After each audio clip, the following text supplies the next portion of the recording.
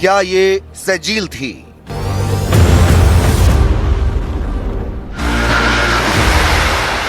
क्या ये ईमाद थी? क्या ये थी हज कासिम?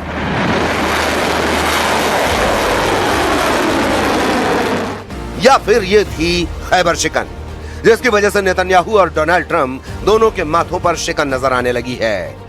इजराइल के डिमोना पर अटैक, हाइफा में जलती हुई रिफाइनरी और मारा गया अमेरिका का सबसे कामयाब फाइटर जेट। इन 3 तस्वीरों ने डोनाल्ड ट्रंप के दिलो दिमाग को झकझोर कर रख दिया है।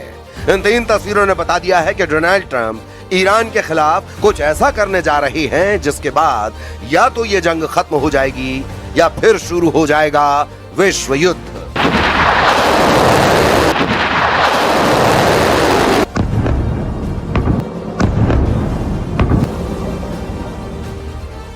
डोनाल्ड ट्रंप ने बहुत साफ साफ शब्दों में ईरान के सामने युद्ध खत्म करने के लिए विकल्प रख दिए हैं। डोनाल्ड ट्रंप का पूरा फोकस होर्मुज के समुद्री गलियारे पर है।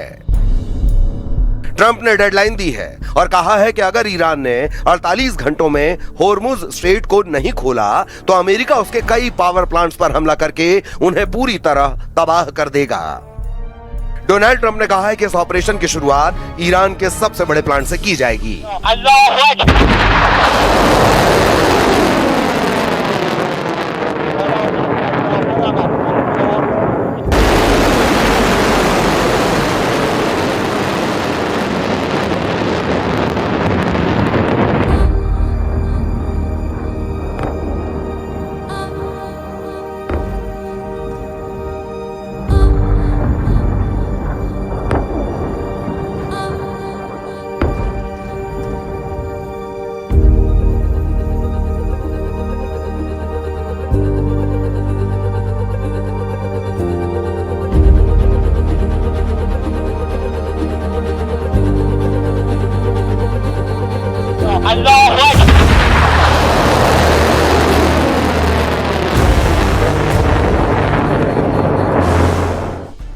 ईरान के मिसाइलों ने और होर्मुज में ईरान के पहरे ने डोनाल्ड ट्रंप और नेतन्याहू को सोचने पर मजबूर कर दिया है। अमेरिका और इजराइल दोनों इस युद्ध को कुछ दिनों के अंदर जीतने के इरादे से उतरे थे, लेकिन चौथे हफ्ते में यह जंग जारी है और ईरान बराबर से नहीं बल्कि डबल ताकत से लड़ रहा है।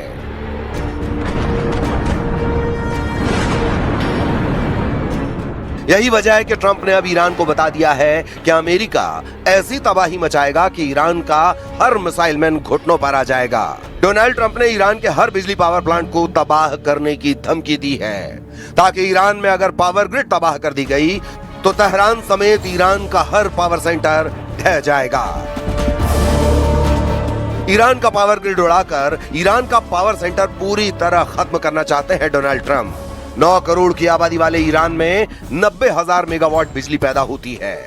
इसमें 90% बिजली थर्मल प्लांट पैदा करते हैं। अमेरिका के टारगेट पर है दमावंद पावर प्लांट। तेहरान के करीब इस पावर प्लांट में 3000 मेगावाट बिजली पैदा होती है। अमेरिका के टारगेट पर है ईरान का शाहिद सलीमी पावर प्लांट। यह कैस्पियन सागर के किनारे मजंदरान शहर में है और यहाँ 2200 मेगावाट बिजली पैदा होती है।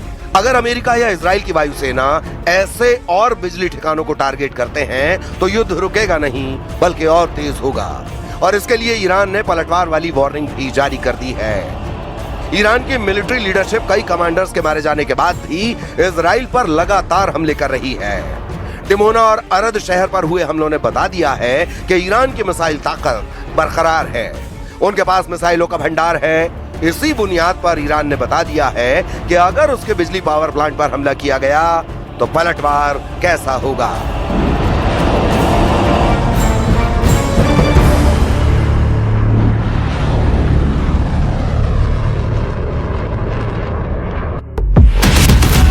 ईरान ने कहा है कि पूरे पश्चिम एशिया में अमेरिका और उससे जुड़े देशों के ऊर्जा केंद्रों और डिसैलिएशन प्लांट यानी खारे पानी को पीने लायक बनाने वाले वाटर ट्रीटमेंट प्लांट पर वो हमला करेगा। यानी अमेरिका अगर ईरान के बिजली ठिकानों पर वार करेगा तो ईरान का पलटवार इजराइल और खाड़ी देशों के बिजली ठिकानों और पानी साफ करने वाले वाटर ट्रीटमेंट प्लांट पर होगा।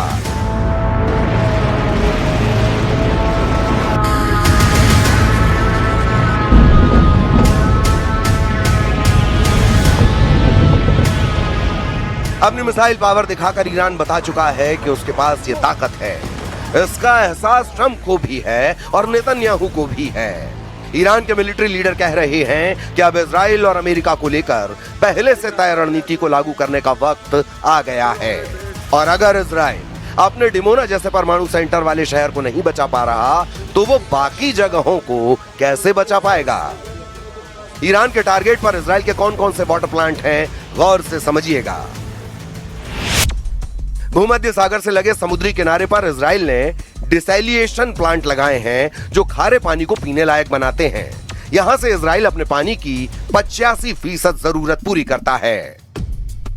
अगर ईरान ने इजराइल के इन ठिकानों को मिसाइलों से टारगेट किया तो क्या होगा, इसका अंदाजा लगाया जा सकता है। पूरा इजराइल पानी के लिए तरस जाएगा। ईरान की मिसाइलों के सटीक हमलों ने पूरे इजराइल को अलर्ट कर दिया है। ईरान की पलटवार वाली इस धमकी को हल्के में लेना नेतन्याहू और ट्रंप दोनों के लिए बहुत बड़ा जुआ साबित हो सकता है।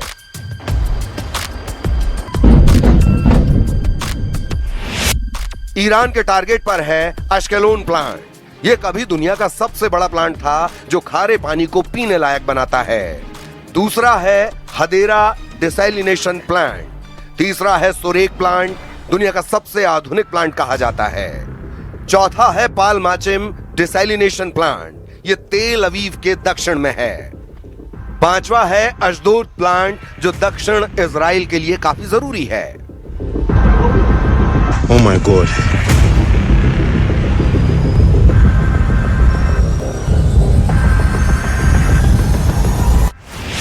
ये पांचों वाटर ट्रीटमेंट प्लांट इजराइल की लाइफलाइन हैं। ये प्लांट जब 10 लीटर को साफ करते हैं तो उसमें से 8 लीटर पानी पीने लायक बनता है। ये पानी खेती के लिए भी इस्तेमाल किया जाता है, इसीलिए ये प्लांट इजराइल की वाटर सिक्योरिटी की रीढ़ कहे जाते हैं। बिना इनके इजराइल के सामने प्याज का संकट खड़ा हो जाएगा, उसे पानी आयात करना पड़ेगा।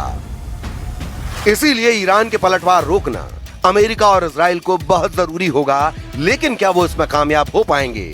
क्योंकि यह बात तो तय है कि ईरान न होर्मुज को खोलने जा रहा है, और अगर ऐसा नहीं होगा तो डोनाल्ड ट्रंप ईरान के बिजली ठिकानों को बंकर बस्टर से जरूर उड़ा देंगे। अगर वो ऐसा करते हैं तो ये मान लीजिए कि ईरान पलटवार जरूर करेगा, उसे रोक पाना आसान नहीं होगा। इसका ट्रेलर ईरान ने डिमोना और अर्द शहर में दिखा दिया है। वहीं अमेरिका और इजराइल की जो वायुसेना अब तक ईरान के आसमान पर राज कर रही थी, उसमें ईरान ने पहले F-35 और अब F-15 फाइटर जेट को मारकर बता दिया है कि उसका एयर डिफेंस खत्म नहीं हुआ, ना ही कमजोर पड़ा है। ईरान अब अमेरिका के फाइटर जेट्स को आराम से निशाना बना रहा है। ईरान ने अमेरिका के स्टेल्थ फाइटर जेट F-35 को भी मारने का दावा किया है। यानी ईरान के आसमान में अब अमेरिका की वायुसेना सुरक्षित नहीं रही। ईरान के खिलाफ अमेरिका और इजराइल का युद्ध अगले 24 घंटे में किसी तरफ भी पलट सकता है, क्योंकि ट्रंप की धमकी और साथ में ईरान के पलटवार वाले गेम के बीच एक नए खतरे का अलर्ट भी है।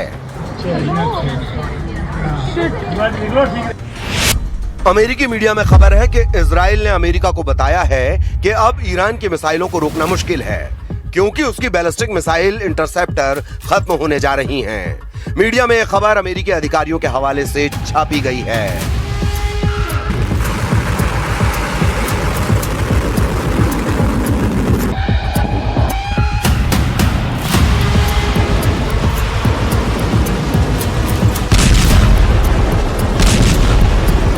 खुर्रमशहर 4 जैसी क्लस्टर बम वाली मिसाइलों ने और बड़ा चैलेंज पेश कर दिया है।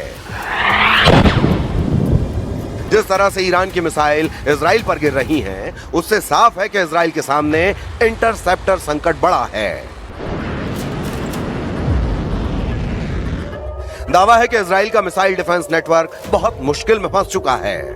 सवाल है कि जब तेल अवीव और हाइफा के अलावा इजराइल के बड़े बड़े शहरों पर ईरान की मिसाइलें गिर रही हैं, तो अब आगे क्या होगा? ट्रंप कैसे इजराइल को बचाएंगे?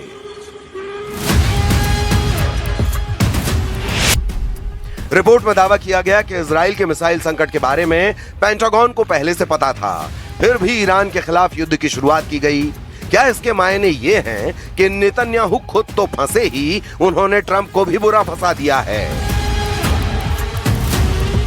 अब इजराइल को बचाने की पूरी जिम्मेदारी अमेरिका की है और इसीलिए दक्षिण कोरिया से थर्ड सिस्टम मंगाया गया है। जाहिर है अब युद्ध का फैसला इस मुद्दे पर होगा कि कौन आखिरी वक्त तक दूसरे पर वार कर पाएगा।